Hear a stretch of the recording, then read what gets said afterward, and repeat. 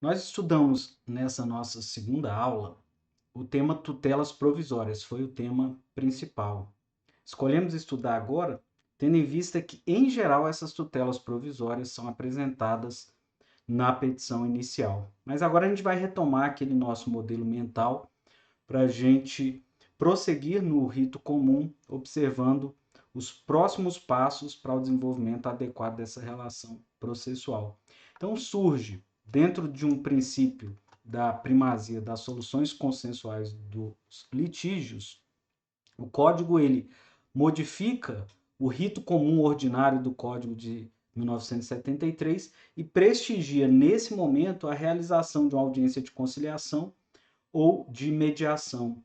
É preservar a autonomia das partes no sentido de construírem essa solução mediante transação. Então, essa é a regra. Isso até traz uma reflexão sobre o nosso olhar sobre o processo. Então, principalmente nas varas cíveis, em algumas circunstâncias, embora o código ele oriente no sentido de que a regra é a audiência de conciliação, nós temos, conhecendo a, a característica dos próprios litigantes e a natureza do litígio, em algumas situações dispensado a realização dessa audiência de conciliação e mediação.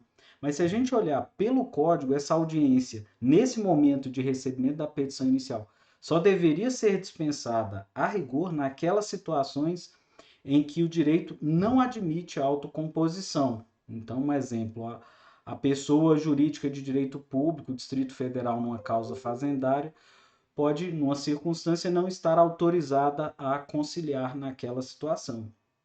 Então, isso seria um impeditivo. Então, não havendo a possibilidade de composição, não haveria razão para a realização da audiência. Lembrar que os direitos indisponíveis, eles admitem transação. Então, se a gente pensar em ações na área de família, a gente inclusive vai ter um estímulo à construção das soluções consensuais. Olhando a natureza das relações jurídicas, a gente percebe que em relação em causas, ações de natureza condenatória, a busca da conciliação ela se revela mais provável de um resultado satisfatório. Aquelas sentenças de natureza declaratória ou constitutiva, nem sempre a gente vai encontrar uma perspectiva real e concreta de chegar a um bom termo. Exemplo, revisão de cláusula contratual. Então, algumas situações de relações com instituições bancárias, sobre validade dessas cláusulas, a gente tem ignorado, tem feito uma interpretação por uma adequação procedimental e o código ele permite que o juiz faça essas adaptações conforme a natureza e as peculiaridades da causa e a gente tem dispensado a realização dessa audiência.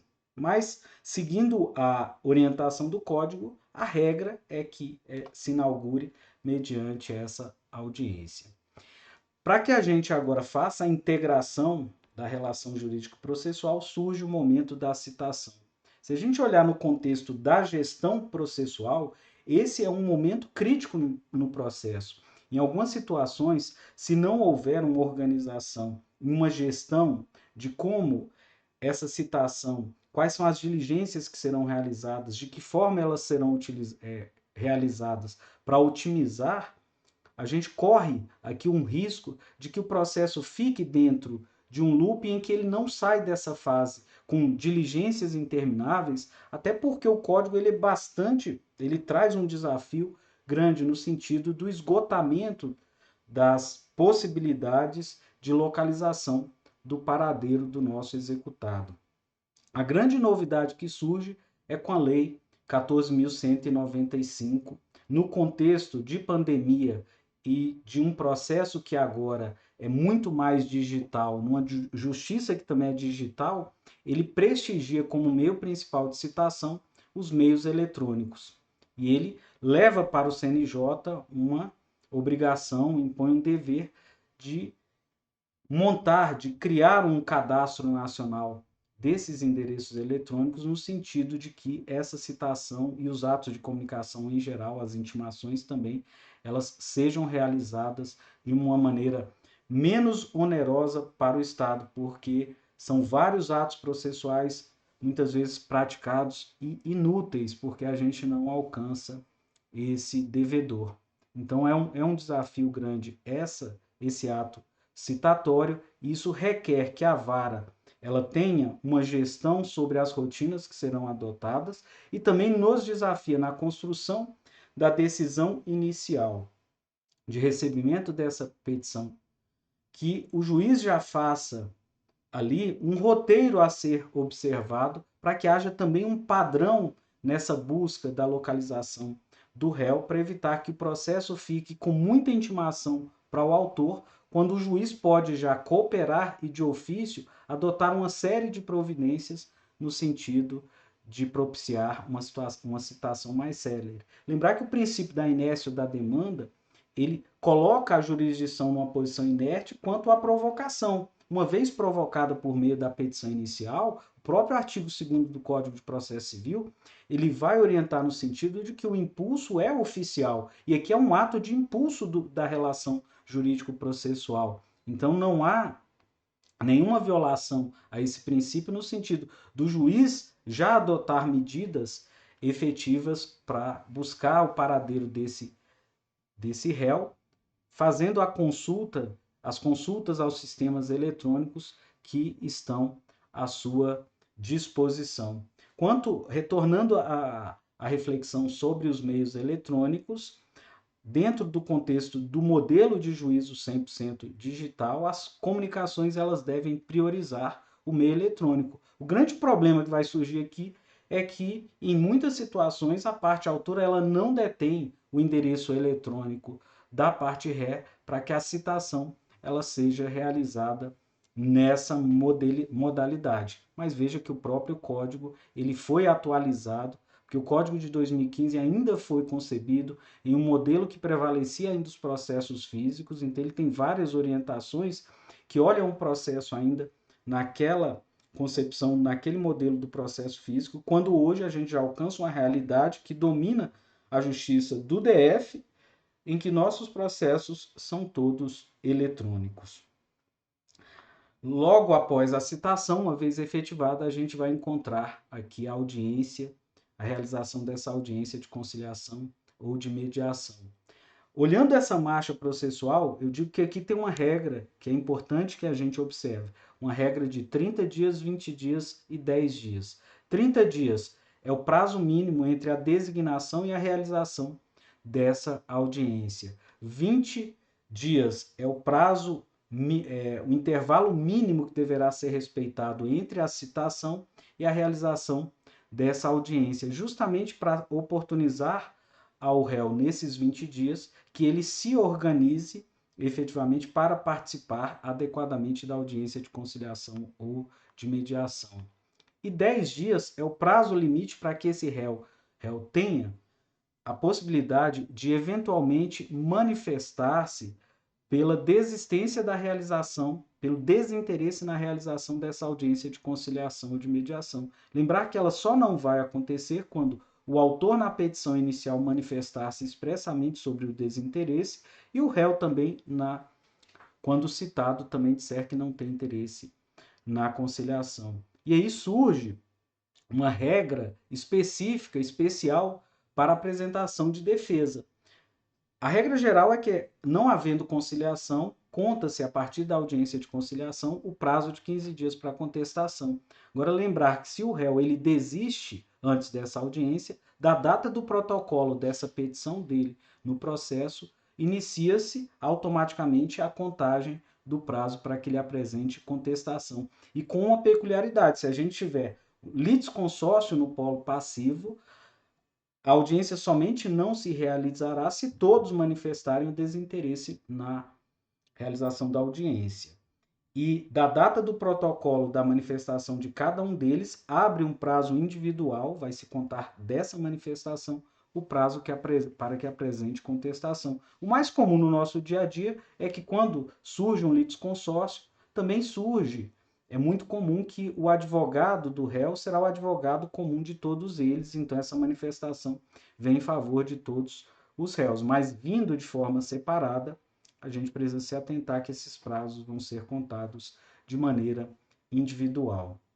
Ainda fazendo agora fazendo uma reflexão mais clara sobre a audiência de conciliação ou de mediação, o código ele orienta no sentido de que, em princípio, não seja o juiz quem irá conduzir a conciliação ou a mediação nessa fase típica do processo, mas fazendo uma ressalva que o juiz, a qualquer tempo, e o processo deve se pautar na busca sempre da solução consensual do litígio, o juiz, a qualquer tempo, havendo uma audiência em que ele estará presidindo, ele deverá buscar também estimular a conciliação entre as partes.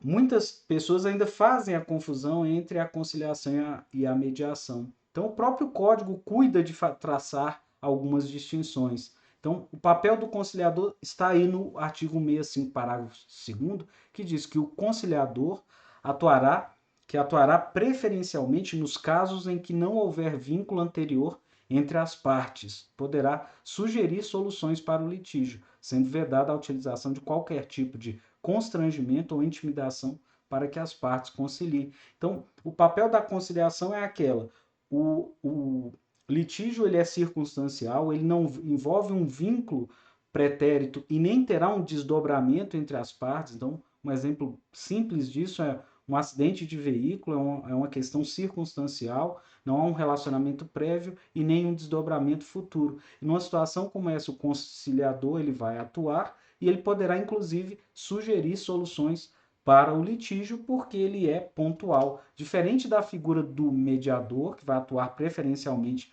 nos casos em que houver um vínculo anterior, isso é muito comum nas ações de família, e ele vai buscar auxiliar os interessados a compreender as questões. Então, ele entra num papel não mais de sugerir solução, por quê? Porque aquele conflito, muitas vezes, ele vai irradiar sobre uma situação de vínculo das partes que é anterior e que possivelmente terá desdobramentos posterior àquela audiência. Então, ele vai buscar estimular as partes a compreender as questões e os interesses em conflito, de modo que elas possam, veja bem, sem a sugestão do mediador, pelo restabelecimento de uma comunicação, identificar por si próprios soluções consensuais que gerem benefícios mútuos. Então, no âmbito do nosso tribunal, a gente tem realmente um investimento que tem surtido efeito no sentido dos nossos centros Sejusques, a gente tem uma capacitação específica para quem vai conduzir essas audiências. Então, toda essa preparação se reveste, inclusive, em uma meta que o tribunal ele é aferido pelo CNJ quanto à obtenção dos nossos índices de conciliação. Então, esse é um desafio de uma justiça menos substitutiva e uma justiça que em favor de uma justiça que prestigie mais a solução consensual desses litígios. Só complementando a ideia da mediação, a lei da mediação a 13.140, no artigo 1º, parágrafo único, diz que considera-se mediação a atividade técnica exercida por terceiro imparcial, sem poder decisório. Daí veio aquela minha reflexão no sentido de que o juiz evite atuar como mediador, que escolhido ou aceito pelas partes, as auxilia e estimula a identificar ou desenvolver soluções consensuais para a controvérsia. Pessoal, e com isso, nesses pequenos vídeos que a gente preparou para essa nossa segunda semana, a gente fez uma abordagem do conteúdo jurídico sobre o tema que vai circular, que vai orientar as nossas discussões no nosso encontro síncrono. Eu espero que vocês tenham gostado desse debate. Anotem as dúvidas que surgiram no decorrer dessas reflexões que eu fiz com vocês, e em sala de aula a gente vai buscar fazer atividades para que a gente possa aplicar todo esse conhecimento, todo esse conteúdo em situações que fazem parte dos desafios do nosso cotidiano. Então eu agradeço a atenção de vocês e os aguardo na nossa aula telepresencial, na nossa aula síncrona.